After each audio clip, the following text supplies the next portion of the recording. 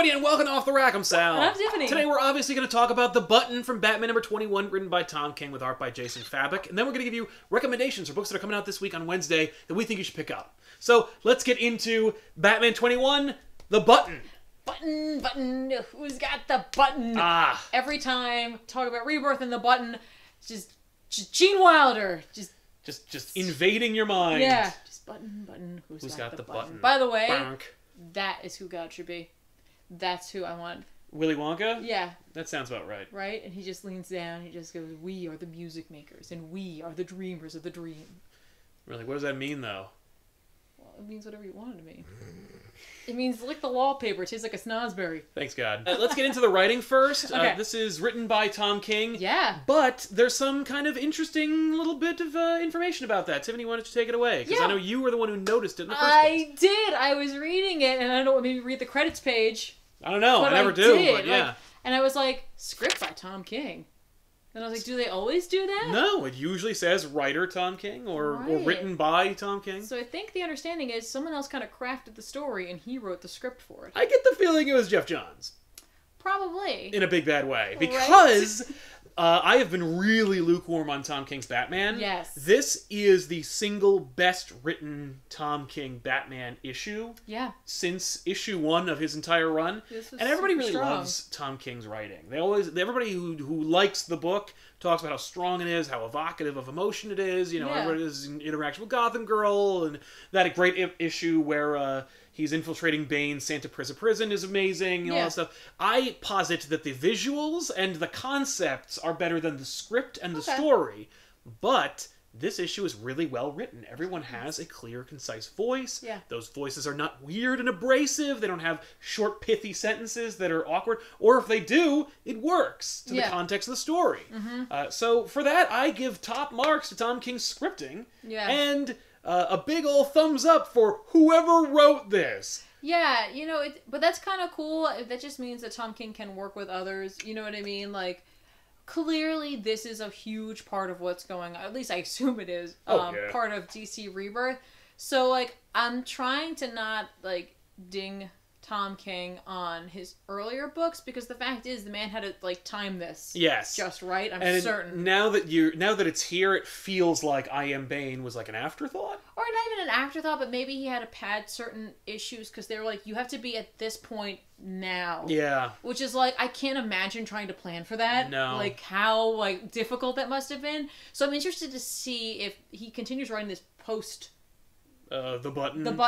And obviously, I think he will, right? Yes, I think so. How his scripting will be and how his stories will be after this. Like, it's a little more relaxed and it's a little more maybe what we were expecting from him. I will say more things happened from I Am Gotham and maybe a little bit after than did in I Am Bane. Right. And right before when Batman and Catwoman got together. That was when I started to feel the stretching of the story, to the point where it's like, oh, this didn't need to be 2 issues or 5. Right. So, yeah, I mean, like, I thought the writing was good, though. Yeah, I did, too. I really enjoyed it. It was great to see some great characters in there. Eobard Thorne back from the dead, at least momentarily. Yeah, for a little bit. Mr. Thorne... had a run-in with the Almighty, with Willy Wonka himself, or at least who he identified as God. As God, yes. So that's cool. What does God need with a button?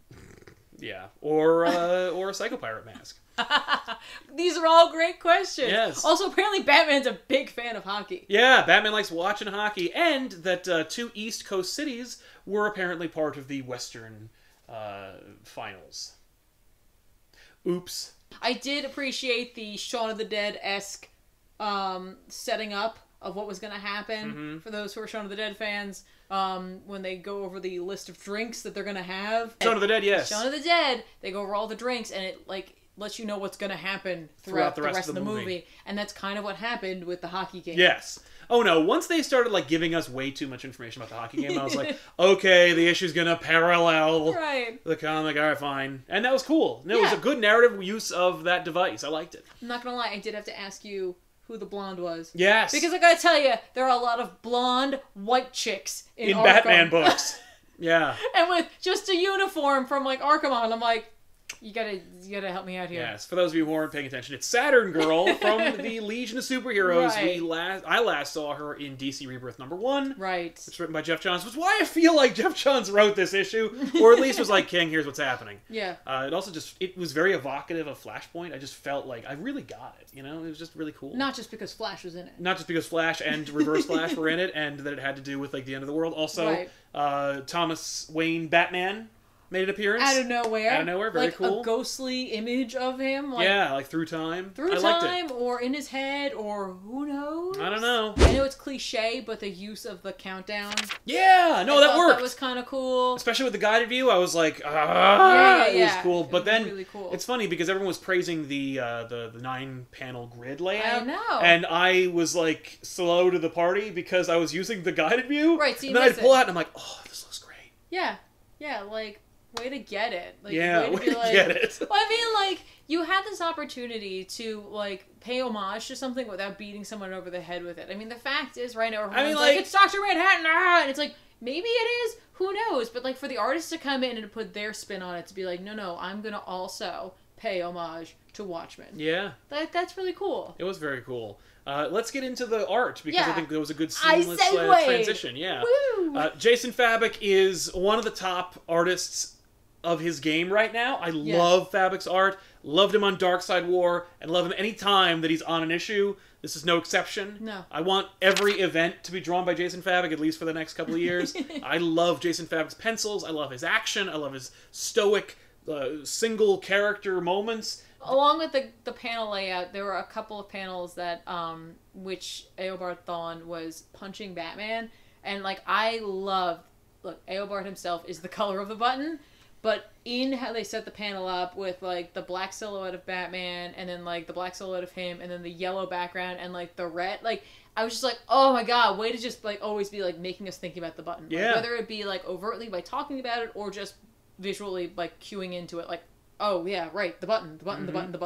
Yeah. Like, I just love that. Yeah. It's almost really like awesome. They want us to think about it so much so that we can be distracted about what's actually happening. Oh, like a magician's assistant? Yes. He's like, look at me! And then I'm not looking at the great trick being pulled. Batman 21, is it a recommendation? Must they pick it up? I think so. Yeah. I think you absolutely do. I mean, like, here's the thing, like, if you haven't been paying attention to what's been going on, it might be a little confusing. It might be like, you go, why does he have Psycho Pirate's mask? Right? And why does he have the button? What is the button from Watchmen doing in there? And what's funny is, literally the button... Okay, so in DC Rebirth #1, Wally arrives in the Batcave, and when he leaves through the Speed Force, the button is cemented in the wall via a lightning bolt. Right. And then Batman finds it at the end of the issue. And that's it! Yeah. We still have no more confirmation or action. Right? So literally you could read DC Rebirth #1... And this. And then this, and you're fine! And you'd be cool. You'd be like, okay, awesome. The only thing you need to know is that, like, Batman's costume looks different. And thankfully, this week, Flash #21 is going to be part 2, and it's written by Joshua Williamson. Ooh, I like him. I like him too. I was really worried because I didn't like Tom King's Batman, that Josh Williamson was going to write the part of the button that I wanted to read the most. Right. But it turns out I love part 1 anyway, so I'm looking forward to part 2 even more. Awesome. Spoilers for my recommendation, by the way. But yeah, wow. Yeah. Way to go. By the way, I'm sure at some point we'll talk about this, but just the sheer ramifications of folding Watchmen into the DC universe. Yeah, even tangentially, if not deliberately and kind of like overtly, we should discuss it at some point in the future. I think we should. So let us know in the comment section down below. Should we talk about it at length? Would you watch that episode? At length. But yeah, so let's get into recommendations. Okay. This week I have to recommend The Flash #21, written of course by Joshua Williamson with art by Howard Porter. Eobard Thawne is dead. Again, Batman beaten near death, Barry Allen trying to solve the mystery of the button. It's part 2 of the button. It's required reading, ladies and gentlemen. Pick this up because I know I am. So, in honor of tomorrow's Alien Day, you know, April 26th, 426, LV 426, get it? Alright, we're all on board now. So, and also in honor of our impending back issues, which will be alien-themed and exciting and awesome, and the guys had a great time filming it, so I hope you go and check that out on Thursday. I am going to be recommending Aliens Dead Orbit #1, written by James Stokoe, with art also by James Stokoe. It's a horror book, guys, and it's alien themed, and you know what? I like Dead Space, so I'm looking forward to see what this is about, because I think that it's going to have a similar tone, potentially, at least dark, scary, and something's coming for you. That's enough for me. That can fill my nightmares for a while, so I'm in. I'm gonna get it. And also, I can't help but mention Doom Patrol number 6.